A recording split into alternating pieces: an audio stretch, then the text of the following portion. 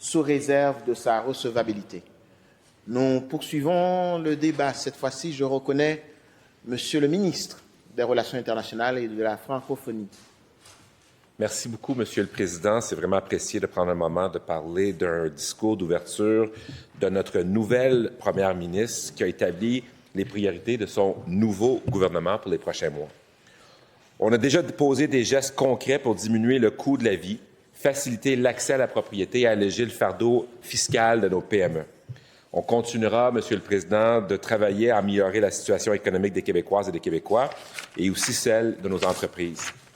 Dans un contexte géopolitique instable et hautement compétitif, le Québec continuera aussi d'agir et de s'affirmer haut et fort sur la scène internationale. Les négociations qui entourent la révision de la C1 sont une des grandes priorités du gouvernement. La nomination de Mme Louise Blais en tant qu'émissaire envoie un signal fort, Monsieur le Président. Le Québec ne sera pas spectateur. Elle défendra avec énergie et conviction nos intérêts, nos dossiers vitaux, comme la gestion de l'offre, la garantie en matière de culture et aussi la langue française. J'ai déjà assuré, Mme Blais, Monsieur le Président, de mon entière collaboration et je souhaite le réitérer ici. Il est essentiel que le Québec et le Canada travaillent en étroite collaboration dans ces dossiers et la voix du Québec doit être entendue. Depuis près de 40 ans, les accords de libre-échange avec les États-Unis et le Mexique ont permis à l'économie québécoise de prospérer. Nos entreprises ont eu accès à un marché simple et direct, puis aussi c'était le plus gros marché de l'histoire du monde. Comme vous le savez, près de 75 % de nos exportations sont destinées aux États-Unis. Je le dis souvent, cette forte dépendance envers un seul marché nous a rendus très vulnérables. La géographie, par contre, elle ne changera pas. Et il n'est pas question pour nous de tourner notre dos à cette relation commerciale essentielle avec nos voisins américains, qui aussi fait leur prospérité, soit dit en passant. Il faut être pragmatique. Nos chaînes de valeur sont profondément intégrées et les États-Unis resteront un partenaire incontournable. Par contre, ce qu'on a choisi de faire, c'est d'approfondir le volet politique de la relation, notamment au niveau des États. On a signé 12 ententes de collaboration avec les États, autant républicains que démocrates, notamment au Texas, en Géorgie, en Floride et au Tennessee, le cœur du MAGA. Ça démontre à l'intérieur de ces ententes-là qu'on est prêt à collaborer, mais surtout que ces États-là, surtout républicains, ont à cœur la relation d'échange commercial qu'ils ont avec le Québec. Ça montre que l'imprévisibilité de la Maison-Blanche et la diplomatie québécoise fonctionnent. Le Québec continue d'être très proactif pour renforcer les liens avec les États, gouverneurs et sénateurs. Bref, les États fédérés qui regroupent les États-Unis. On veut que ce soit notre voix qui soit entendue et pas celle de l'administration centrale. Par contre, on reconnaît qu'en ce moment, les Américains vivent un moment où la vérité vient de d'autres Américains et cette stratégie de parler avec des interlocuteurs des États fédérés fonctionne très bien. Le nouveau contexte mondial commande au Québec, d'une part, de contribuer à titre de partenaire fiable en renforçant notre sécurité industrielle, sécuritaire de l'Amérique du Nord, mais d'autre part, de diversifier nos échanges et d'implanter davantage une stratégie de diversification des marchés en émergence. Depuis l'année 1960, le Québec a développé une diplomatie forte, unique et originale, bref, à son image. Mais on doit aujourd'hui se demander comment adapter notre action à l'international au nouveau contexte mondial et comment continuer de présenter le Québec comme un partenaire fiable dans un monde en plein bouleversement. Je peux vous le dire, c'est pas parce qu'on le faisait avant qu'on va continuer de le faire. On va changer, Monsieur le Président. On doit changer, Monsieur le Président, parce que le monde a changé. Ce changement de posture veut que le Québec agisse à chaque fois que ses intérêts fondamentaux sont directement en jeu sur la scène internationale. Par exemple, lorsqu'on parle des enjeux de l'Arctique ou qu'on parle des minéraux critiques, pour nommer que ces enjeux. L'an dernier, nous avons souligné le 60e anniversaire de la doctrine Jarret-Lajoie. Elle stipule que le Québec est souverain dans ses champs de compétences, ici comme à l'extérieur.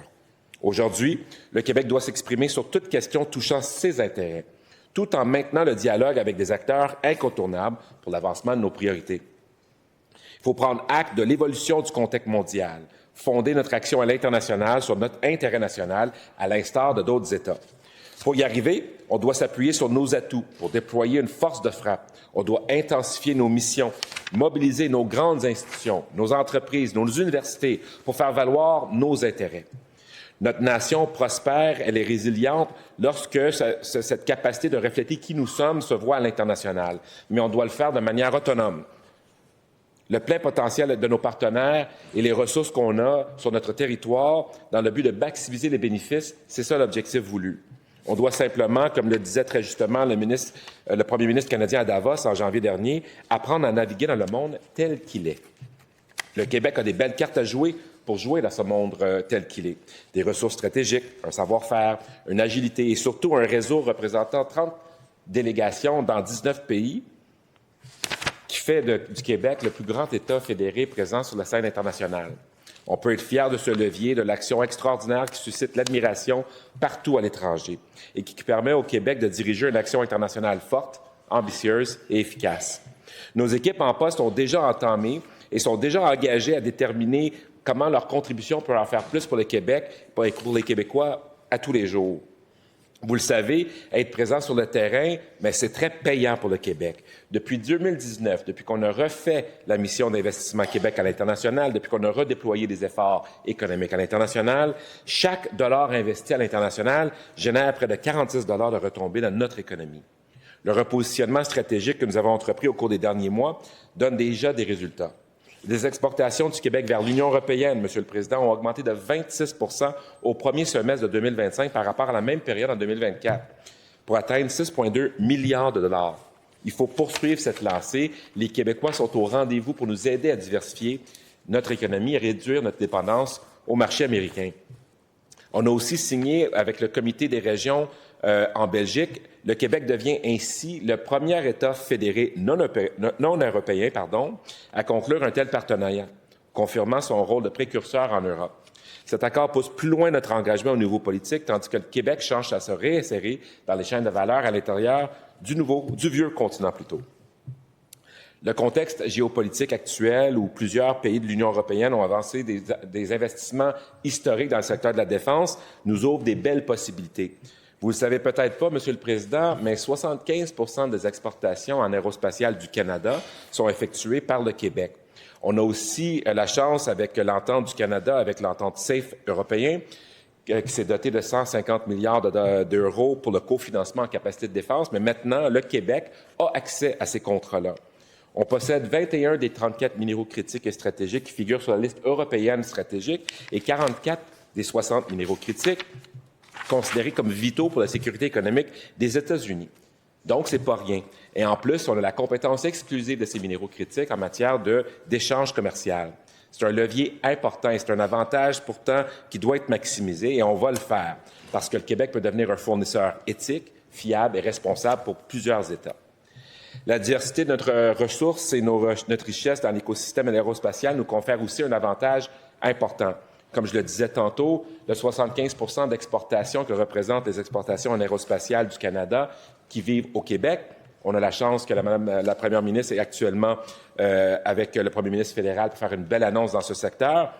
Mais vous savez, Montréal est un des trois grands pôles d'aérospatial dans le monde, après Toulouse et Seattle. Un des lieux dans le monde où on peut fabriquer un avion de A à Z. C'est 250 entreprises dans le secteur aérospatial. C'est 40 000 emplois. C'est un secteur névralgique au centre de notre stratégie de défense, mais aussi au centre de tout ce qui est possible dans la stratégie et la filière de défense pour l'avenir. Mais on ne s'arrête pas là, Monsieur le Président. On a fait récemment l'acquisition d'un chantier naval en Finlande, qui nous permet de mettre en valeur notre secteur naval. Puis, c'est maintenant au Québec que réside la meilleure technologie pour les brise-glaces dans le monde. Le ministre de l'Économie en est très fier. D'ailleurs, c'est dans son comté, il le dit souvent.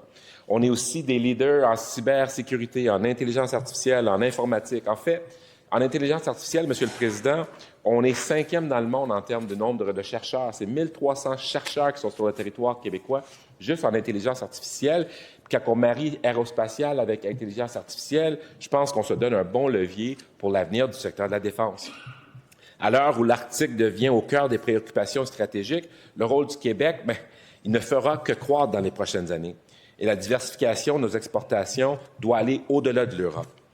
J'ai fait une mission récemment, Monsieur le Président, en Afrique, un terrain fertile non seulement pour l'économie, mais un terrain fertile pour la francophonie. Vous savez, Monsieur le Président, l'Afrique représente le continent le plus jeune au monde. C'est le continent le plus francophone au monde. On y compte la majorité des gens qui sont sur ce continent-là. D'ici 2050, vont représenter 75% des francophones sur Terre. Et donc, notre stratégie de développement avec l'Afrique doit se faire en collaboration. On doit arrêter d'imposer nos valeurs sur le continent de l'Afrique. On doit être en construction avec eux. Ils ne veulent plus de l'aide, Monsieur le Président. Ce qu'ils veulent, c'est des investissements. Ce qu'ils veulent, c'est qu'on soit des partenaires. Ce qu'ils veulent, c'est qu'on contribue à construire ce continent avec eux. Et ma foi, quelle opportunité de protéger la langue française, mais aussi de faire une économie forte. J'ai eu la chance aussi, Monsieur le Président, dans les derniers mois, de faire plusieurs visites à l'international, comme je le disais, mais aussi en Indo-Pacifique, des lieux où, le Québec, traditionnellement, on ne pense pas aux intérêts qu'on pourrait avoir là-bas. Je pense au Japon, en Corée du Sud. Corée du Sud qui veut construire des sous-marins pour le Canada dans le cadre d'un appel d'offres qui se passe actuellement, des partenaires qui veulent nous aider à nous défendre, des gens qui, à 20 km de eux, ont une frontière, une des frontières les plus dangereuses dans le monde, pensent à nous aider, à travailler avec nous pour sécuriser notre continent, mais aussi nous aider à investir dans des secteurs de fil, notamment la filière batterie, qui est toujours en vie, qui va super bien à Bécancour, mais aussi d'autres filières, que ce soit l'aérospatiale, la construction de véhicules, et j'en passe. Au Japon, j'ai rencontré des interlocuteurs qui avaient le goût de travailler avec nous parce que de leur côté, c'est un pays qui voit la région se complexifier. Ils se cherchent des partenaires et le Québec est un partenaire fiable. Je le dis souvent, Monsieur le Président, une des raisons que les gens veulent travailler avec le Québec et pourquoi on a une si grande écoute à l'international, c'est assez simple. C'est parce que le Québec a toujours tenu parole à l'international. Qu'est-ce qu'on dit qu'on va faire? On va le faire. Et on est un partenaire fiable, un État de droit qui est vraiment à l'auteur de tout ce qu'on peut trouver dans les institutions internationales. Et ça ne changera pas, Monsieur le Président. En fait, il n'y a rien de plus convoité en ce moment que cette réputation-là que le Québec a et que le Québec met de l'avant. Je vous dirais que dans les prochains mois, on va vivre des grands bouleversements, mais aussi des grandes opportunités. Des opportunités comme la Banque de défense. La Banque de défense qui est proposée par les pays un peu partout dans le monde, on ne les connaît pas encore, mais il y en a à peu près une quinzaine qui sont autour de la table à négocier une entente. Mais le Québec, lui, peut être le siège social de cette banque-là. On l'appelle la Banque de sécurité et de résilience. Puis cette banque-là, l'opportunité qu'on va avoir, c'est de financer les secteurs de la défense dans plusieurs pays. Puis ça va être ça l'enjeu de la prochaine décennie, Monsieur le Président. Comment on fait pour trouver les moyens d'investir dans notre sécurité alors qu'on ne l'a pas fait, malheureusement, depuis les 20 dernières années, je dirais peut-être même les 30 dernières années. Et cette banque-là, qui a tout son sens pour être au Québec, à Montréal, je pense, porte l'avenir qu'on peut y penser parce que ça va nous permettre d'avoir un levier économique. Et le Québec, comme je le disais, Monsieur le Président, a tout pour réussir. On a plus de 80 organisations internationales sur notre territoire. On a déjà l'OACI qui est présente sur le territoire.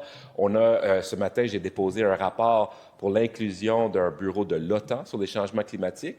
Et ce bureau-là va analyser les changements climatiques pour aider l'Alliance à naviguer les tourments des changements climatiques et puis aussi le dégel de l'Arctique et tous les risques géopolitiques qui viennent avec. Ça, c'est à Montréal, Monsieur le Président, on l'oublie. L'antidopage mondial se passe à Laval.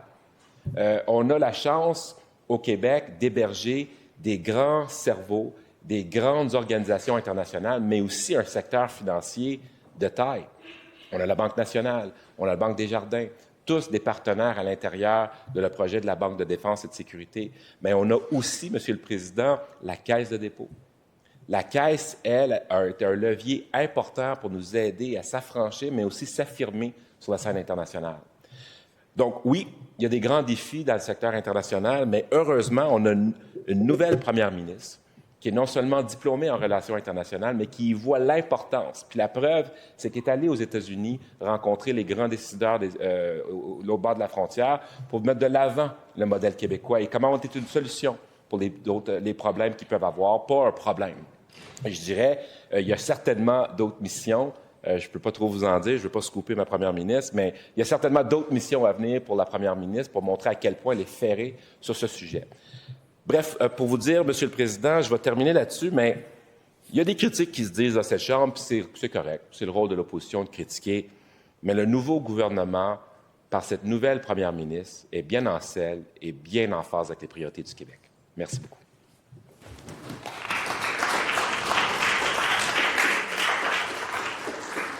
Merci, Monsieur le ministre des Relations internationales et de la francophonie.